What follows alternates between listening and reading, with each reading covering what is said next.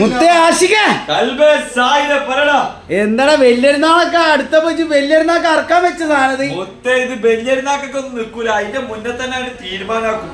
ഏതാ മോനെ നാട്ടൻ മീനാണ് കിടക്കണത്.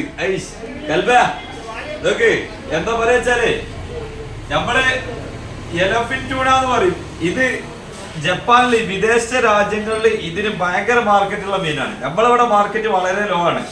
എന്ന് വെച്ചാൽ ഇതിപ്പോ ഇത്ര മീൻ ഇല്ലാത്തൊരു ഘട്ടമായതുകൊണ്ട് മാത്രം ഇത്രയും വലിയ മീനിന്റെ മീറ്റ് മാത്രം കൊടുക്കണത് 400 റുപ്യക്കാണ് കേട്ടോ.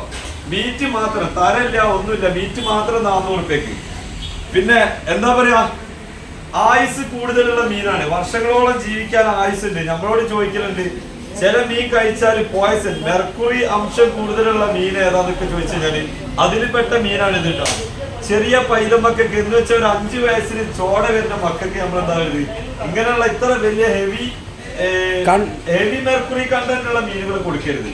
കാരണം അവർക്ക് ഫുഡ് പോയ്സൺ, ചില മക്കൾക്ക് വയറുവേദനയ്ക്കും ഛർദിക്കും. ഫ്രഷ് മീനാന്ന് പറഞ്ഞ കാര്യമില്ല, അതിന് പോയ്സൺ ഉണ്ടാവും ചില ആളുകൾക്ക്. അതുപോലെ ഗർഭിണികളൊക്കെ കഴിക്കുമ്പോൾ ശ്രദ്ധിക്കാം ചില മീൻ. അപ്പൊ നമ്മൾ വിചാരിക്കുന്നത് നമ്മളെ കച്ചവടമല്ലേ, ഇതിങ്ങനെ പറഞ്ഞൊക്കെ എങ്ങനെ കച്ചവടമാവോ എന്നൊക്കെ ചോദിക്കും. അത് എല്ലാവർക്കും നമ്മൾ പറയുന്നില്ല. പ്രതിരോധ ശേഷിയുള്ള ആളുകൾക്ക് കുഴപ്പമില്ല, നോ പ്രോബ്ലം, നമുക്കൊക്കെ എത്രയും കഴിക്കാം. പിന്നെ ഇത്രയും വലുപ്പമുള്ള വളർച്ച വെക്കുന്ന മീനുകൾ എന്താ വരുത് കൂടുതൽ കഴിക്കരുത്. ആഴ്ചയിൽ ഒരു വട്ടം അല്ലെങ്കിൽ മാസത്തിൽ ഒരു 4 പ്രാവശ്യമൊക്കെ കഴിക്കാം കേട്ടോ. അതാണ് ഏറ്റവും നല്ലത്. പിന്നെ ഇതിലുണ്ട്, ഇതിന്റെ സെൻട്രൽ ഭാഗത്ത് റെഡ് മീറ്റ് വരും.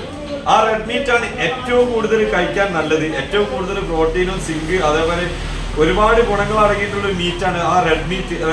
റെഡ് മീറ്റ് അല്ല, ഒരു ബ്ലാക്ക് മീറ്റ് കാണുന്നുണ്ട്. ആ ബ്ലാക്ക് മീറ്റ്, ബാക്കിയുള്ള മീറ്റൊക്കെ എന്നാ സാധാ റെഡ് മീറ്റ്. ചെറിയ തോതിൽ കൊളസ്ട്രോളിന്റെ അംശങ്ങളൊക്കെ ഉണ്ട്. അതുപോലെ ഒരുപാട് ഈ ജിമ്മിലൊക്കെ പോകുന്ന ആളുകൾ ഏറ്റവും കൂടുതൽ കഴിക്കാൻ ഉപയോഗിക്കുന്ന ഒരു മീനാണ്. ജിമ്മിനൊന്നും പോകേണ്ട, ഇതൊക്കെ പിടിക്കും. നമുക്ക് ഇതേപോലത്തെ പിടിക്കാന്നാവും. പിന്നെ എന്തിനു കൽബ നമുക്ക് ജിമ്മിന് പോകേണ്ട ആവശ്യം. അപ്പൊ കൽബ ഇതേപോലത്തെ എന്താ പറയാ വീഡിയോസ് ഒക്കെ കാണാൻ നമ്മുടെ ചാനലൊക്കെ സബ്സ്ക്രൈബ് ചെയ്യാം, ബെൽബട്ടനൊക്കെ അടിച്ചു പൊളിക്കാം. അപ്പൊ ക്യാമറാമാൻ സായിദിനോടൊപ്പം മുത്തേ ആശി, അതാണ് സായിദ്. ഓക്കെടാ.